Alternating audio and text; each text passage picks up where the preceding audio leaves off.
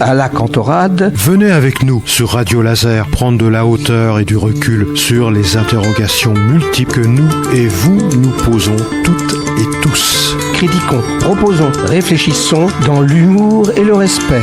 Explorez pendant un mois, chaque semaine, un sujet pertinent avec toujours un invité expert. Bonjour à toutes et à tous sur Radio Laser. On retrouve le docteur Marc Péroussel pour parler de la peau. Bonjour docteur Péroussel. Bonjour à tous, bonjour. Bonjour André aussi qui est avec nous. Bonjour Bernard, bonjour docteur Péroussel. Et donc nous allons consacrer cette deuxième chronique plutôt aux aspects pathologiques et aux soins qui peuvent y être adaptés sans rentrer bien sûr trop dans le détail. Et on essaiera de conclure ensuite assez rapidement sur cet aspect. Voilà. Marc, est-ce que vous pouvez nous dire quelles sont les pathologies essentielles, partant de l'enfant à l'adulte, pour nos auditeurs, et bien sûr, je ne doute pas que vous allez nous faire ça d'une manière tout à fait didactique. On vous écoute. Alors, la première grande pathologie qui est très mal vécue par les patients, c'est le vieillissement. En effet, la peau est aux avant-postes du sujet. Ça, c'est de Michel Serres. Hein. Oui. En effet, le vieillissement traduit une pathologie du narcissisme et les premières rides vont ramener à la surface des émotions enfouies comme l'angoisse de la mort. Mais en soi, le vieillissement, est-ce une pathologie ? Eh bien, justement, c'est pour ça que je voulais en parler, parce que ce n'est pas une pathologie, c'est normal, hein, c'est physiologique, comme on peut dire. Il y a des signes qui traduisent ce vieillissement, comme les rides, comme les virus séboriques, des petites lésions épaisses qui apparaissent avec le temps, les petites taches rubis qui sont les petites taches rouges, les petites taches pigmentées sur le dos des mains, qu'on appelle d'ailleurs des fleurs de cimetière. Ce sont des signes physiologiques, normaux, c'est pas pathologique, ça traduit simplement qu'on a eu la chance de vivre aussi longtemps pour les voir arriver, par rapport à d'autres qui peuvent pas les voir. Absolument. Voilà. Et donc, c'est pour ça que je voulais remettre cette notion de vieillissement, qui n'est pas une pathologie, mais qui est souvent une demande importante d'amélioration de la part des patients. La deuxième chose, vous avez deux types de grandes pathologies qui sont les pathologies inflammatoires et les pathologies néoplasiques. Dans les pathologies inflammatoires, ce sont les maladies où il va y avoir une réaction du système immunitaire provoquant une inflammation de la peau, c'est-à-dire une rougeur, et parfois associée soit avec des petites cloques, c'est l'eczéma, soit avec des squames, des pellicules, et ça c'est le psoriasis. Et pourquoi le système immunitaire réagit ? Alors déjà, il y a un contexte génétique. On a un système immunitaire hyper efficace, ou qui marche de trop, ou qui marche mal.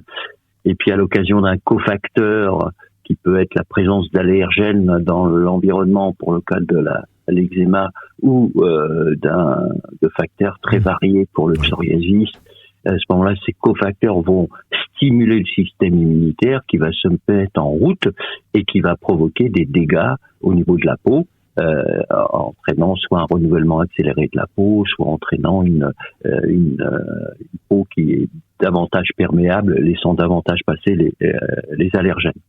D'accord. Ça, c'est la première partie sur les dermatoses inflammatoires.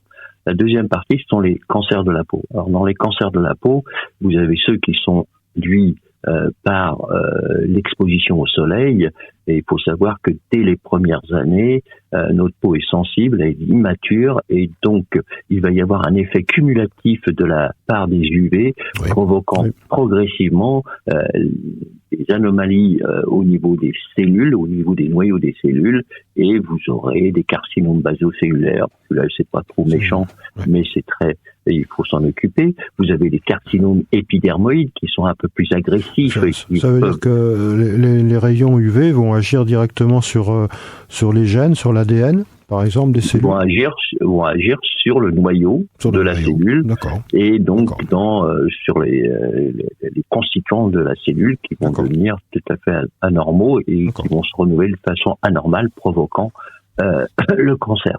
Et puis vous avez le mélanocyte, qui est la cellule du grain de beauté et qui peut subir une mutation et à partir de ce moment-là provoquer le développement d'un mélanome qui est une tumeur grave de la peau. Ça, c'est pour le système cutané, mais vous avez aussi d'autres éléments qui entourent la peau, comme les lymphocytes, qui est le système immunitaire de défense, et ces lymphocytes peuvent être également altérés, et à ce moment-là, par l'action souvent de virus ou d'autres anomalies, ils vont donner des lymphomes cutanés, voilà, et puis après, tous les éléments constituant la peau peuvent donner aussi des cancers. Vous avez des cancers neuroendocrines qui sont la tumeur de Merkel, etc. Et je vous ferai pas le tableau, la liste des cancers de la peau possibles, mais ce qui justifie un contrôle régulier de son épiderme par un spécialiste. Alors c'est quoi un contrôle régulier? Ça consiste à regarder avec une loupe la peau toute la peau. Déjà, vous avez l'œil du dermato est un objet extrêmement sensible, efficace, qui parfois peut être associé à un dermatoscope, qui est une sorte de microscope de la peau, en quelque sorte, et qui permet de voir des anomalies sans diffraction de la lumière, donc c'est plus net, et ça permet d'orienter le diagnostic, mais ça nécessite beaucoup d'années de spécialisation, et on peut pas beaucoup d'expérience, et on peut pas se qualifier de dermatoscopeur parce qu'on a acheté le matériel. Mon comparse a une question à vous poser. Oui, en fait, deux questions. Une première un peu technique, pour revenir sur ce que vous venez de dire, le rythme de visite au dermatologue que vous conseillez, parce qu'il suffit pas d'avoir les techniques, il faut un rythme de surveillance, si j'ose dire. Quel est ce rythme? Alors, le rythme va dépendre de l'individu, de son phototype, va dépendre aussi de sa situation à risque, phototype clair, beaucoup de grains de beauté, travail exposé au soleil, je parle des gens qui sont dans le BTP ou qui sont couvreurs, des pêcheurs, des agriculteurs, donc de la profession, également de ses loisirs, s'ils font beaucoup d'activités de plein air, exposés, comme les sportifs qui font beaucoup de running, enfin de course à pied, ou les footballeurs. Voilà, tout ça, tous les gens qui sont exposés au soleil dans l'après-midi. Donc tous ces gens-là vont nécessiter un suivi, et le suivi qui a été concilié d'ailleurs même par la sécurité sociale, c'est un dépistage possible annuel, mais bien entendu cette fréquence dépendra du sujet, s'il a un risque ou non. Il y a des gens qui n'ont pas forcément besoin. Si vous voyez quelqu'un qui a un phototype 5 d'origine africaine, n'aura pas besoin du même fréquence de dépistage qu'un sujet islandais qui vit en Côte d'Azur.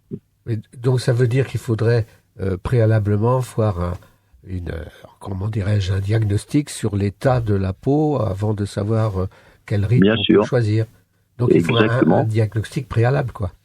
Il faut un état, il faut une consultation pour évaluer, et après, à partir de ce moment-là, avec son praticien, on va déterminer si c'est un sujet à risque, on va expliquer l'autosurveillance, et puis ensuite on déterminera des dates de reconsultation, des fréquences de reconsultation avec des petits signaux, des critères d'alerte au cas où il devrait consulter plus tôt.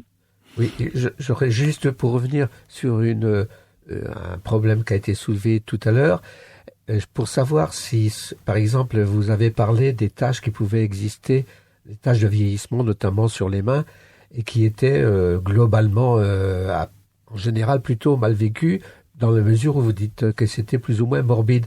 Mais est-ce que c'est vrai pour toutes les cultures, ça, que le vieillissement et les signes de vieillissement sont considérés comme morbides? Parce que je me pose la question de savoir si c'est pas un peu propre à nos sociétés, un peu dominées par le jeunisme. Oui, c'est exactement ça. Dans certaines contrées, vous aviez en fait sages qui étaient les gens qui avaient des signes qui provoquaient, qui montraient qu'ils avaient de l'expérience, et on les reconnaissait et on les respectait par cet aspect cutané, puisqu'ils traduisaient par leurs rides la sagesse et le savoir. Par contre, dans notre activité occidentale, il faut être efficace, performant, et les signes de vieillissement traduisent le fait que on va être moins performant. C'est pas un fait, hein, c'est pas un fait, c'est simplement ce qui est ressenti. C'est pour ça que retrouver du travail après 50 ans pose problème. Vous posez la question de la retraite, là. Là, c'est politique. Là. Ah non, c'est un problème de société. Alors, autre aspect, Marc, s'il vous plaît. La peau a un rôle important pour la respiration aussi. On parle des grands brûlés, des greffes de peau. Où on en est à ce niveau-là, par exemple? Oui, vous savez, vous avez une perspiration qui est en fait une élimination de liquide par la peau, en particulier lorsque on a une chaleur interne plus importante, et ça peut se faire aussi par la transpiration, où il va y avoir un équilibre isotherme. Voilà, c'est en fait la totalité de la surface est quelque chose de la peau, et quelque chose qui va intervenir pour équilibrer l'homéostasie du corps dans sa globalité. Parce que pour une surface de peau importante, trop importante, suite à des brûlures, parfois le pronostic vital peut être engagé aussi, non? Oui.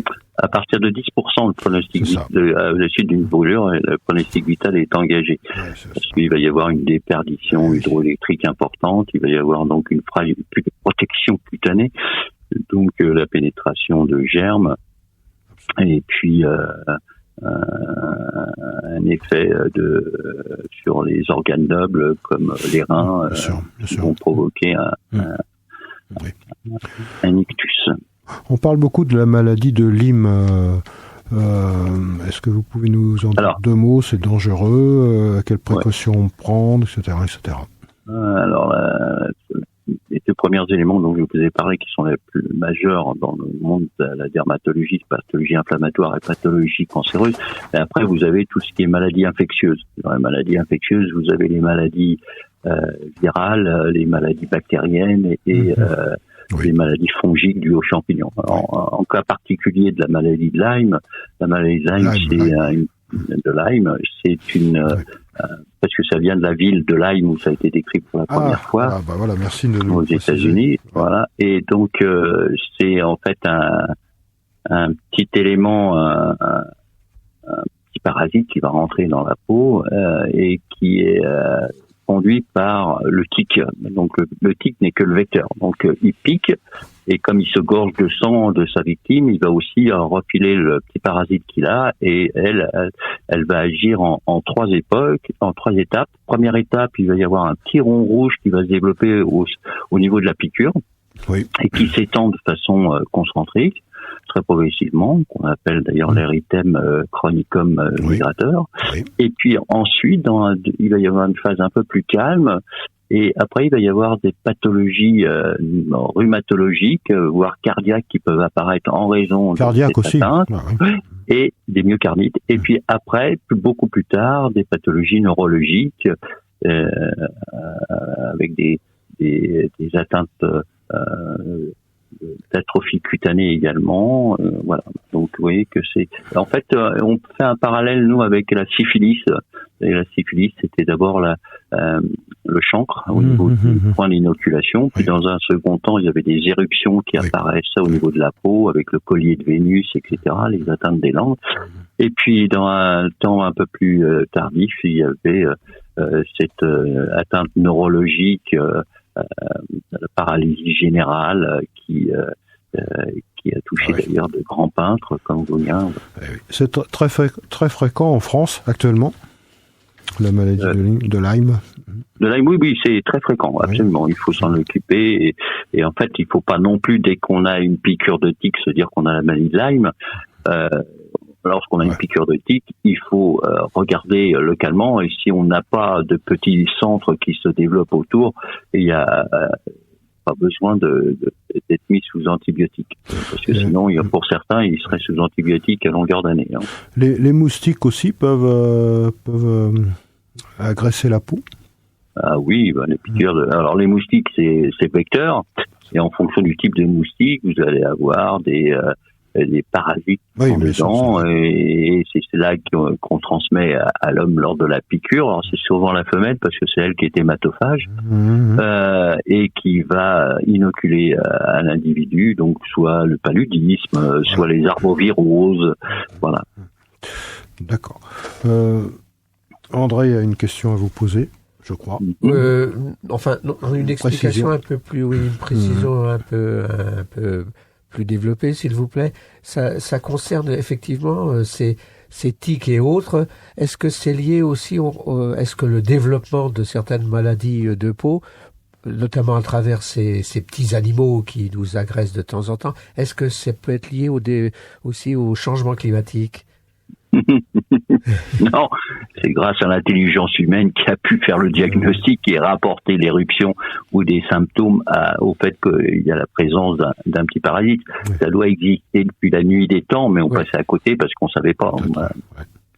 On va peut-être parler un peu du futur, Marc, si vous voulez bien. On en est où au niveau des recherches du futur en ce qui concerne la peau? Bien sûr, les greffes, maintenant, c'est cultiver des cellules en culture et faire de la peau in vitro, en quelque sorte, et c'est très utile. Vous me complétez éventuellement au niveau génétique aussi, et puis de développement de molécules à meilleur rapport bénéfice-risque, peut-être. On en est où actuellement? Non, vous savez, j'ai commencé dermato à l'époque, il n'y avait pas grand-chose d'arsenal thérapeutique et quand on voyait des patients, il y a un demi-siècle, on disait, écoutez, on voit et puis on essaye de vous soulager. Maintenant, on comprend le mécanisme physiopathologique de nombreuses pathologies et surtout les laboratoires ont pu faire de la recherche. Les chercheurs en immunologie ont été particulièrement brillants et que ce soit au niveau des cancers, que ce soit au niveau des pathologies inflammatoires, maintenant nous avons ce qu'on appelle les thérapies ciblées, des traitements qui permettent d'agir au niveau de l'élément responsable de l'anomalie cutanée. Donc très spécifique. En le bloquant, très spécifique, c'est ciblé, on agit. Et puis maintenant, il y a un développement qui est encore plus intelligent, c'est en fait de se servir du propre système immunitaire de l'individu pour qu'il provoque et produise lui-même la substance qui permettra de le défendre. Et ça, c'est les vaccins ARN. C'est vraiment une révolution sur le plan thérapeutique. On en parle beaucoup depuis 2-3 ans normalement. Aussi, quels sont les vêtements les plus compatibles pour notre peau? Il vaut mieux du coton et peut-être pas des produits trop synthétiques, non? Tout dépend de la nature de la peau. C'est ça le problème. C'est-à-dire que quand vous avez une peau sèche et que vous offrez un pull en laine, là, c'est comme si vous lui donniez une punition à votre personnage. Oui, non, c'est vraiment le type de peau qui va déterminer le type vestimentaire. Il est bien évident, par exemple, qu'on va pas demander des vêtements serrés à quelqu'un qui souffre de psoriasis, puisque le fait que ça irrite va provoquer ce qu'on appelle le phénomène de Koebner, c'est-à-dire le développement local lié à l'agression de la pathologie initiale. Donc il faut des vêtements plus amples pour certains types de pathologies. Voilà, et après il faut pas non plus dans des vêtements qui occluent le corps et qui empêchent la peau de respirer, parce qu'à ce moment-là ça irrite. Voilà, et puis vous allez avoir des brûlures par transpiration, etc. Voilà, merci Marc. On va juste finir ces 2 chroniques que nous avons réalisées grâce à vous, en rappelant qu'il y a des tas d'expressions en rapport avec la peau de chagrin, fleur de peau, avoir quelque chose dans la peau, être bien dans sa peau, peau de vache, etc., etc. Faire peau neuve, sauver sa peau, etc. Enfin bon, il y a des tas d'expressions. Et on finit aussi toujours nos chroniques, peut-être que vous allez être surpris, peut-être pas, pour demander à notre invité s'il a un message à adresser à nos auditeurs. Et donc vous aurez le temps que vous voulez pour adresser un message à nos auditrices et à nos auditeurs, ce que vous souhaitez dire et exprimer comme message. Voilà, on vous écoute. Si vous avez 5 minutes de réflexion si vous voulez, ou ça va vous venir tout de suite, peut-être. Ça va venir tout de suite. Super. On vous écoute. Bien, alors la première chose, bien entendu, ce serait que les sujets qui nous écoutent aient pris conscience du risque des UV et que à la fois pour leurs enfants, petits-enfants, ils aient un rôle d'éducateur et finalement de prévenir le risque solaire et que dans leur vie ils soient embêtés avec le cancer de la peau. Ça c'est la première chose, c'est très simple à faire. La deuxième élément sur lequel il faut insister, c'est que lorsqu'on a une pathologie inflammatoire, il faut savoir qu'il y a des solutions qui existent actuellement et qu'il ne faut pas rester dans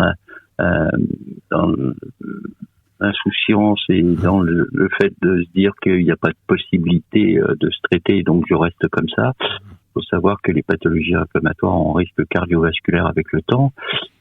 Et enfin, se méfier des informations parce que comme vous l'avez dit, la peau est quelque chose de très sensible pour l'individu, et donc toutes les informations sont écoutées et voire crues sur parole, et que sur Internet, il y a ou certains sites comme TikTok ou Instagram, il y a des infos qui sont données pour rester jeune longtemps et qui peuvent vous conduire à des situations dramatiques par la suite. Absolument. Donc se méfier des infos qui ne sont pas données par des experts en dermatologie. D'accord. Et vous avez encore quelque chose à compléter à cela, parce que c'est important. Non, je crois que j'ai dit les trois choses qui me gênaient le plus actuellement. Bien sûr.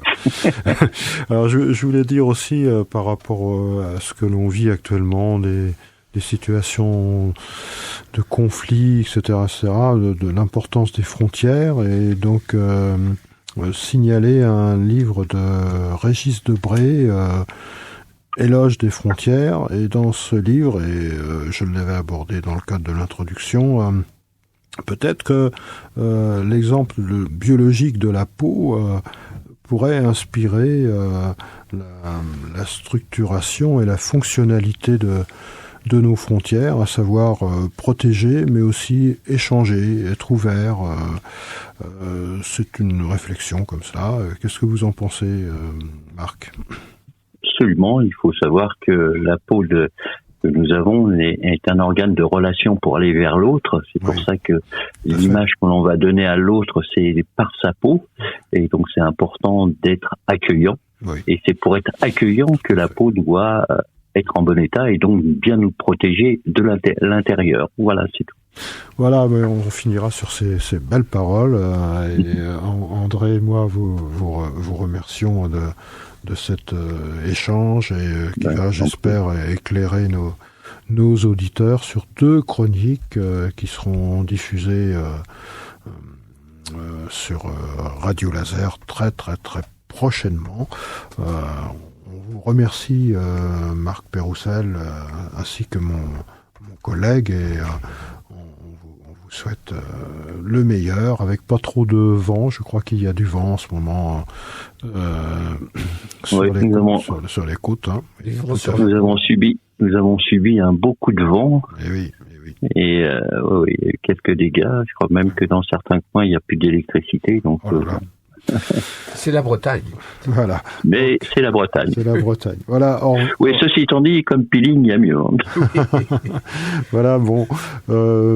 bon week-end à toutes et à tous, et au revoir.